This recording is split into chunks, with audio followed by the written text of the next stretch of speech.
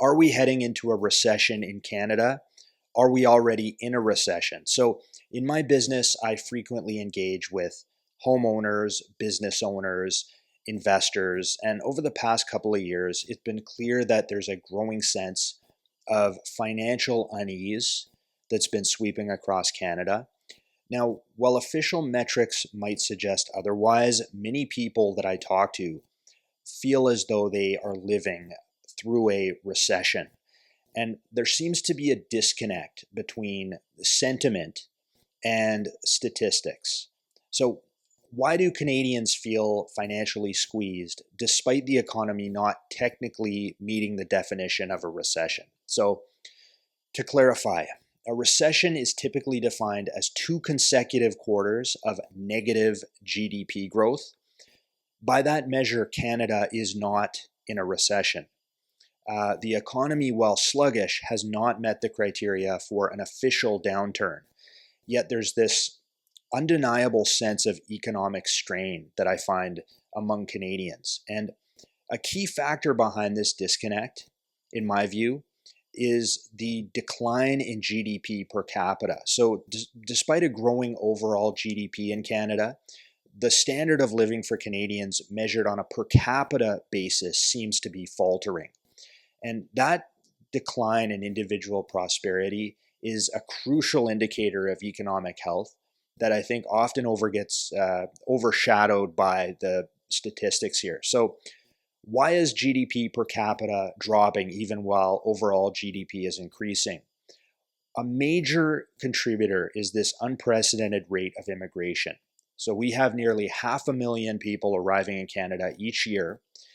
Our immigration rate is among the highest in the world. And don't get me wrong, I'm not anti-immigration. You get diversity, you get growth, but it does put pressure on infrastructure. Basically, what I would suggest is that the liberal immigration policy has basically masked a recession. If were it not for immigration, we would probably be in a fairly deep recession right now. So it's crucial to point out that immigrants themselves are not to blame. But the real issue lies in the broader policy landscape. Government actions over the past several years, specifically the current federal administration under Prime Minister Justin Trudeau and this Liberal government. I'm going to sound like I'm parroting Pierre Poilievre here, but he's done tremendous damage to this economy.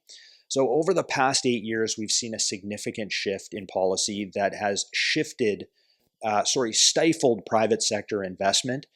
And the focus has been on expanding the public sector. So now we have this bloated government, extensive spending, lavish pensions, all at the expense of private sector growth. And this heavy-handed approach, in my view, has created a less dynamic economy.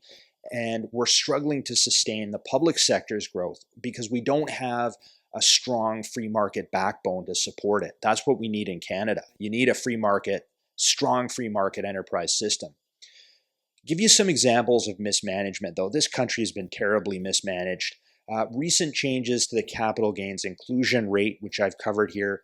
Formerly, you were taxed on 50% of the gain. Now it's 67%, way too high. And economists warned this Krista Freeland that whatever tax revenue comes in is going to be offset by capital flight because investors leave. And more recently, Trudeau had a conversation with this Paul Kershaw.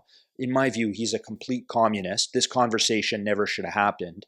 But it was regarding a government-funded study on taxing principal residences, which is outrageous because the principal residence exemption is the only break we get in Canada. It's the last line of defense against this government. But these socialist types, they will always point to the US. And yeah, they don't get that exemption, but they get to write off mortgage interest on their primary residence. It's all tax deductible. They also have much lower income taxes. In Canada, we get hammered on our income tax here. So if Trudeau wants to remove the principal residence exemption, that's fine. But you should have the mortgage interest now should be tax deductible. You should slash the income tax, slash the capital gains tax, bring that inclusion rate down from 67% down to 20 or 30%, like in the US. But among Canadian provinces, BC is particularly problematic because we have this BC NDP, David Eby, socialist, left-wing radical. This is, guys, very detrimental to BC's economic health. And the NDP's focus on social programs and economic intervention, it hasn't worked. It won't work. It will never work. But the BC NDP, they are focused on attacking real estate demand with heavy-handed taxes. Has it helped with affordability? No, for obvious reasons. Government intervention in free markets, it never works. Removing red tape and fast-tracking development, that's the only thing that will have an impact. So if you're from BC and you're watching this, get out and vote, because the NDP here is wreaking havoc on this economy. David Eby and this socialist agenda is extremely dangerous. So to summarize here, while we're not officially in a recession, and the government won't admit that, I do think we're in, let's call it a GDP per capita recession, where people have less disposable income and they're under financial duress here. And BC, unfortunately, is at the epicenter of this. One ray of light, I think we will see a conservative wave in this country, hopefully in BC as well.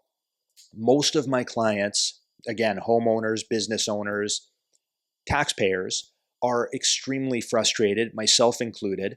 Most of my clients are leaning conservative because they know that the answer is small government, low taxes, less regulation, less bureaucracy, less hostile, more business-friendly environment. And that's why we're going to see a conservative wave here. I think Pierre Poilievre is going to be the next prime minister. So that is one positive here. But shifting gears, Canadian real estate, as the economy weakens, some will say that doesn't bode well for the real estate market.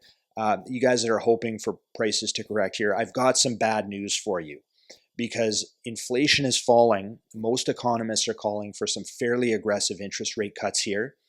I think that'll unleash some pent-up demand, because in 2023 alone, we brought in over 470,000 permanent immigrants.